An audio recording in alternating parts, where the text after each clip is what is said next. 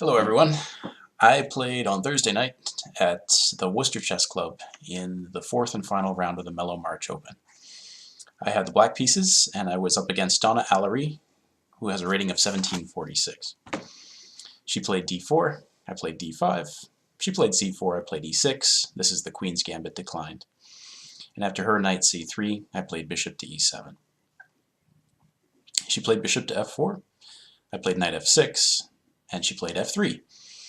And this looks a little suspicious to me, but I'm so often wrong about openings that I'm just going to go ahead and say this is probably just something white can do. But it made me very quickly start looking for knight h5, hitting the bishop, followed by a bishop h4 check and a sacrifice on g3. I played castle kingside though. She played e3. I was kind of expecting e4 here, which I assumed f3 was played to support. She played e3 instead, and I played c5.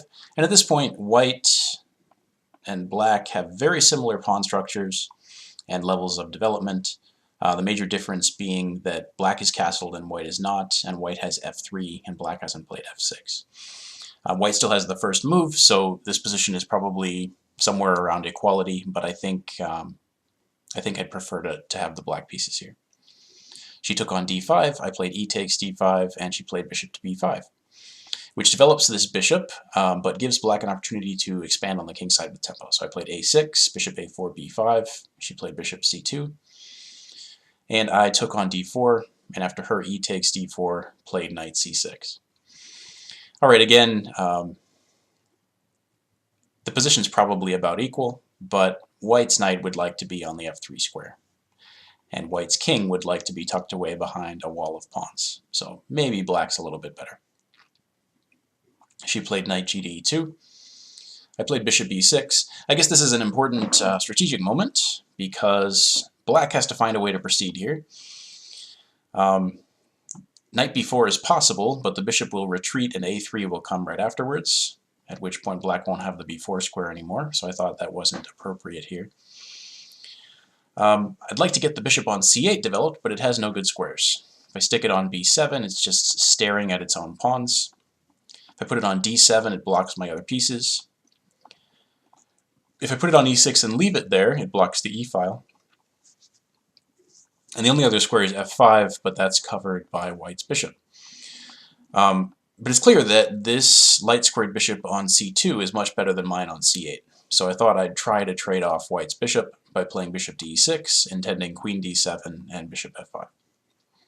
She castled kingside, I played queen d7, she played rook e1, and I played bishop f5. Rook c1 from her completes her development, so white is better developed here. And I thought after knight b4, putting the question to the bishop on c2, that I would have some kind of an advantage because of my control of the light squares. She took on f5, I took back, and now I'm threatening knight d3, which would fork the rooks on c1 and e1. But she played g4 here. And this looks very weakening because the white king is on the king side. And I think black can just make a normal kind of move here and be significantly better. Something like queen d7, when there's no more pressure on the bishop on f4, but white should regret at some point in the future having put this pawn on g4.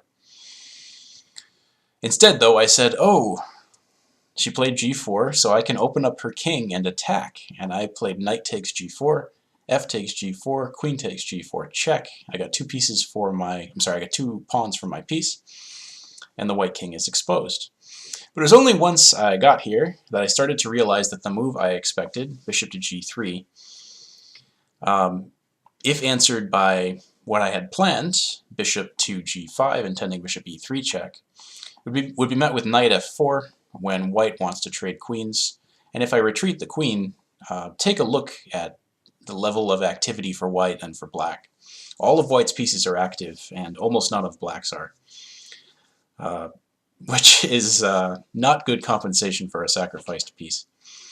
So I panicked here a little bit and eventually settled on bishop f6 instead of bishop g5 going after the d4 pawn, but I think white is significantly better here. She played knight f4, which is a good move, offers to trade queens. Of course, white would love to trade queens up a piece. I played queen f5, putting some more control on d3, but I'm not actually threatening to put my knight on that square yet. So Donna can play a3, which she did, which I think was another good move, and that forces my knight back to c6. So black has sacrificed a piece here, and then has been forced backwards several moves in a row. Not a recipe for success. She played knight c to e2, though. I think white... This pawn is, I guess, not defensible without putting a knight on e2. But maybe white should just take on d5. Take on d5 with one knight or the other. Black will take this d4 pawn. The white king will go into the corner. The white king's still vulnerable, but white's pieces are continuing to advance that way and become more active. And white will have an attack of her own. Instead, though, she played knight c to e2, and this defends the pawn on d4, and white's position is probably still significantly better. But she's starting to play defensive moves, which kind of allowed me during the game to activate the rest of my pieces and develop the compensation for the piece that I didn't have to begin with. I played rook a to c8, which develops a piece and protects the knight on c6. She played queen d2. Trying to remember what I thought she should play here. Maybe rook f1, threatening to reveal an attack on the queen, and in some variations to sacrifice on f6, opening up the black king, which gives white an attack. She played queen d2, I played rook fe8. She played rook d1, and now wants to put the queen on d3 and trade queens if she can, which makes a lot of sense. I played rook e4, adding a third attacker to d4, which is the same number as the defenders, except that white's second defender is a queen here. So black is actually maybe threatening to take the pawn on d4. She played queen to d3. I played rook c to e8. I don't remember all of the tactics from this game, and I frankly don't really feel like re-exploring them on the spot. But I remember that move after move I found reasons not to take the d4 pawn. It just seemed like I might get a check-in, but really just a bunch of pieces would get traded off, and I'd be in a losing endgame. I played rook c to e8, looking at some point to land a rook on e3 with tempo and maybe sacrifice something else on the king side.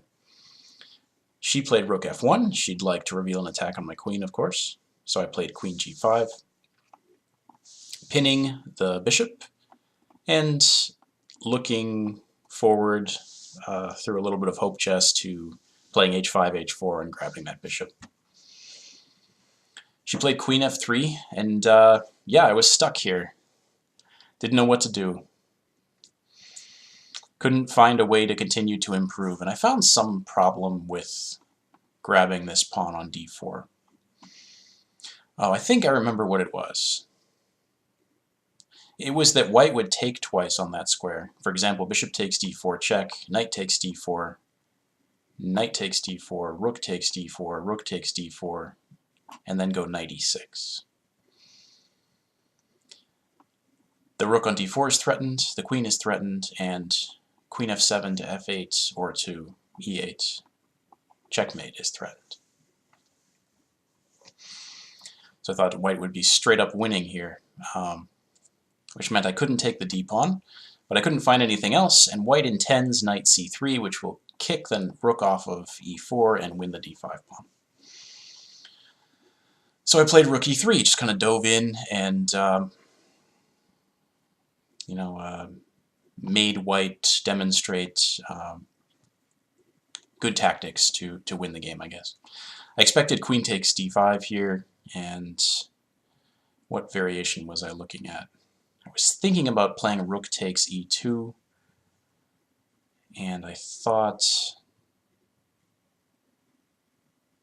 that white might play queen takes c6, and she's still up a piece here. This pawn is passed. I'm not making use of my extra pawns anything other than defensively. And I'm not sure how to continue the attack. In fact, I have to do something with my rook immediately or I'm going to lose it. But she played queen g2 instead, which is another, sort of like knight c to e2 is another move that's a little bit too passive, too defensive. I played h5. She took on d5 with her knight, and now that my pawn's on h5, threatening h4, some of these variations are a little bit different. I played rook takes e2, which looks like a free knight, but is not actually, because she has knight takes f6 check. Nice move.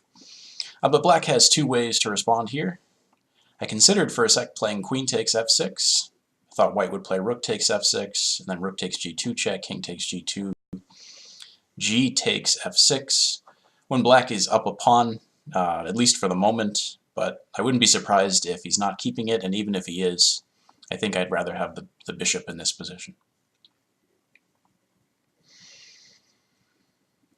So instead I settled on g takes f6, queen takes c6, h4, recovering the piece, but allowing a trade into an equal material rook ending. She played queen takes f6, and I traded queens and grabbed on g3, and she played h takes g3. We've emerged into an endgame, and I took immediately on b2, which equalizes the material. And I suspect that a computer will say that neither player is significantly better here. But the more I look at this position, the more I'm convinced that black's upcoming rook e to e2, or rook to b3, or rook to e3, forking these pawns, gives some kind of an advantage. She played rook d to f1 and offered a draw. I think she should have played rook takes a6 instead. And during the game, I believe I was planning to go rook e to e2 and generate some threats on the second rank, which, in my opinion, are not immediate checkmate threats, but at least give black an out in the form of perpetual check.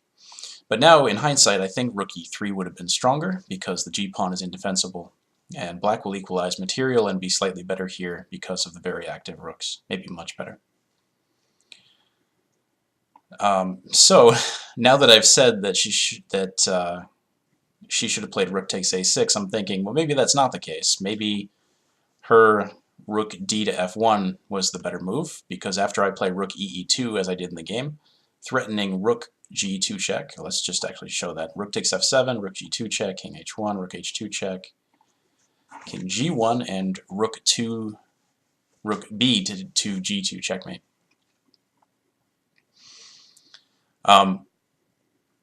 She's going to scrap that whole paragraph, starting over again, and I'm not re-recording this.